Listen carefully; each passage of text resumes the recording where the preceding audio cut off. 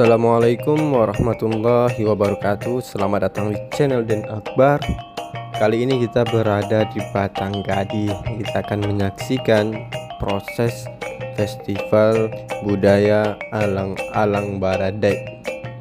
Kegiatan ini diangkat oleh anak Nagari.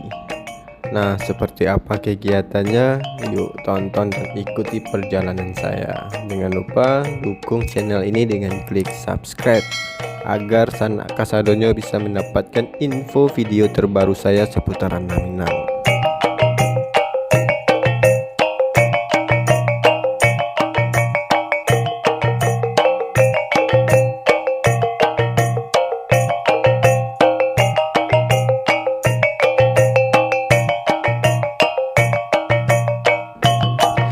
Nah, layang-layang Baradai ini merupakan salah satu tradisi yang sudah lama yang diangkat kembali oleh anak Nagari, yang mana tujuannya adalah untuk memperkenalkan kembali kebudayaan yang ada, dan selain itu untuk meningkatkan perekonomian masyarakat setempat.